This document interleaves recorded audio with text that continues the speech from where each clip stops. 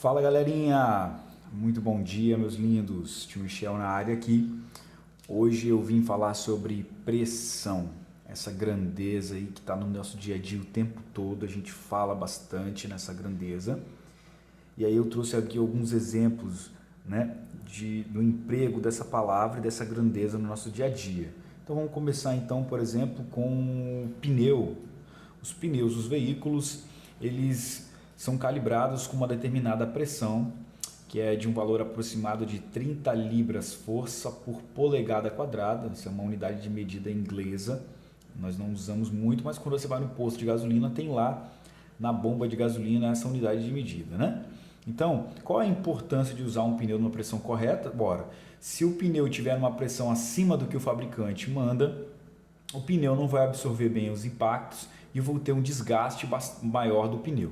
Se o pneu tiver uma pressão abaixo do que o fabricante do pneu ou do veículo manda, esse pneu, além de sofrer também um desgaste, ele vai absorver os impactos de uma maneira tal que possa transferir o impacto. Por exemplo, então aqui eu desenho uma pedrinha, né?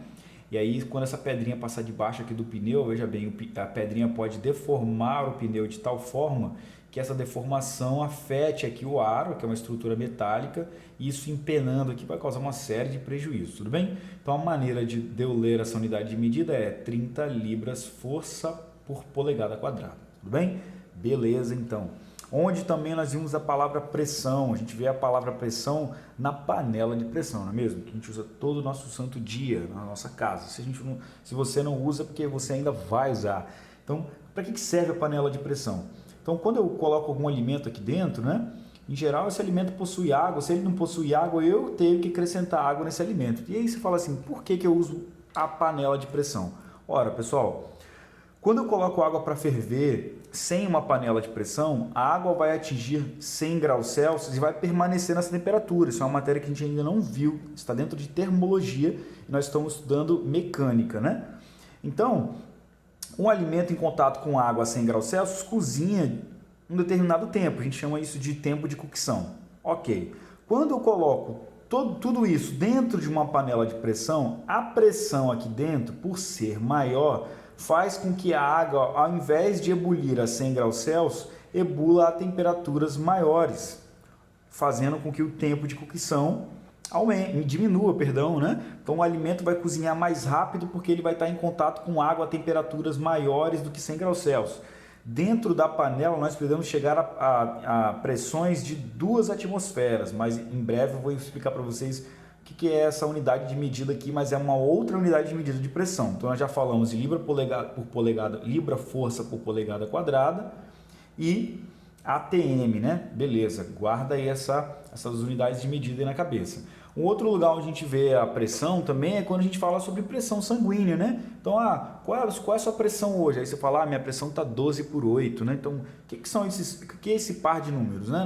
No mundo da biologia, esse par de números significa pressão arterial e pressão sanguínea, pressão venosa, né? E aqui eu vou falar sobre a pressão arterial, né?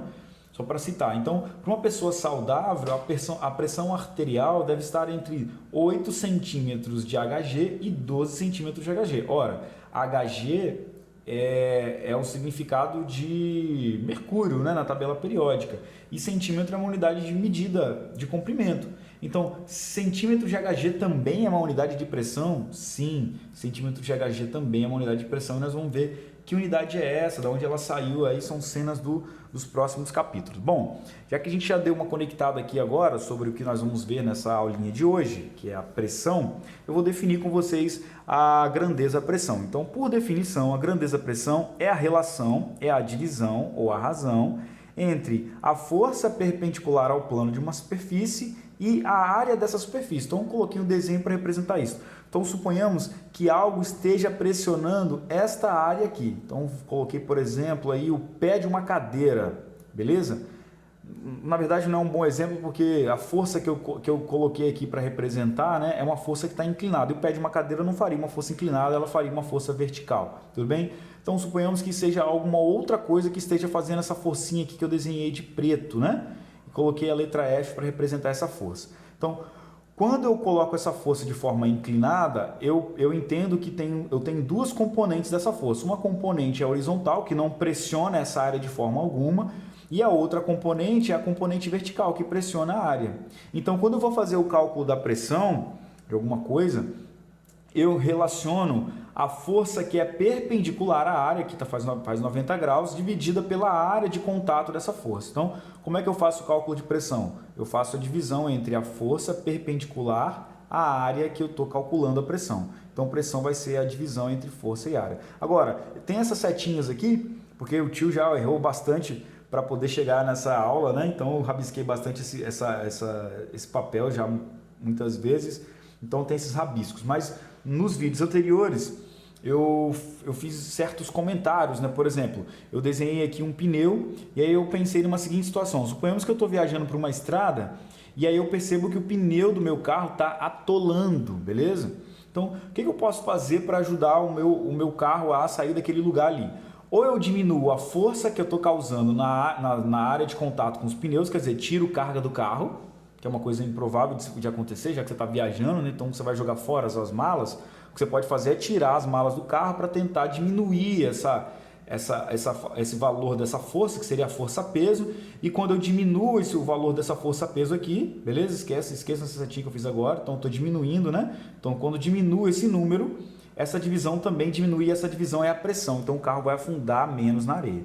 Agora, uma outra opção seria, por exemplo, esvaziar os pneus do carro. Então, toda vez que eu esvazio o pneu do carro, eu faço isso aqui com a área de contato dele com o chão. Vocês concordam? Ele vai ficar um pouco mais vazio, então ele vai murchar, né? Então, ele vai aumentar a sua área de contato. Quando a área de contato aumenta, essa divisão toda, que é a pressão, diminui. Então, é uma outra maneira de eu diminuir a área de contato. Um outro lugar onde a gente pode ver a pressão, sabe como? Quando eu vou cortar algum alimento com uma faca. Quando eu corto algum alimento com a faca, se o fio de corte da faca estiver cego, a gente chama de cego, né? A área de contato do alimento com a faca fica grande. Aí eu faço pouca pressão, então fica difícil de eu cortar aquela carne. Agora, quando eu quero cortar com mais facilidade, eu afio o fio, ok? Então eu estou diminuindo a área de contato, e quando essa área de contato diminui, aí a pressão aumenta. Aí eu faço uma grande pressão naquela parte ali do alimento e eu consigo penetrar naquela superfície. Então, para eu penetrar em uma superfície, eu preciso fazer uma determinada pressão. Aí eu posso tanto mexer com a força, quanto eu posso mexer com a área de contato. Beleza, agora vamos falar das unidades de medida da pressão. Então, a unidade de medida da pressão no sistema internacional, né, como pressão é a divisão entre a força e a área, no sistema internacional, força vai ser trabalhada em Newton e área vai ser trabalhada em metro quadrado. Então, no sistema internacional de unidades, pressão sendo força dividida por área vai ser Newton dividido por metro quadrado. Então, nós vamos ter essa unidade de medida para o sistema internacional de unidades, tá? Além dessa, também tem a unidade de medida PA, que significa Pascal. Pascal. Quem é Pascal? Pascal foi um cientista que desenvolveu boa parte dessa teoria aqui, e para homenageá-lo, a unidade de medida Newton por metro quadrado também é Pascal. Então, 1 Newton por metro quadrado é a mesma coisa que 1 Pascal. Ah, professor, e fora do sistema internacional? Nós temos várias unidades de pressão, coloquei aqui apenas algumas, né? Para a gente dar uma olhada. Então, tem a unidade de pressão ATM, que eu falei anteriormente. A unidade de pressão ATM significa atmosfera padrão, que é o que? Ao nível do mar. Beleza? Ao nível do mar. Então, quando eu estou ao nível do mar, eu estou sofrendo a pressão de 1 atmosfera. Beleza.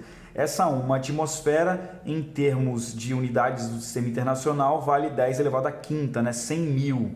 Então, 1 ATM é a mesma coisa que 100 mil newtons para cada metro quadrado. Temos também a unidade de medida de PSI, que é a mesma coisa que libra, força por polegada quadrada. Libra é a unidade de massa lá para os ingleses, né? Então, libra força é uma unidade de força, dividido por polegada quadrada. Polegada é uma unidade que eles usam bastante lá. A gente já usa aqui centímetro quadrado, metro quadrado. Então, quando a gente vê que esses equipamentos aí nos postos de gasolina, eles estão medidos em PSI, porque normalmente são equipamentos importados.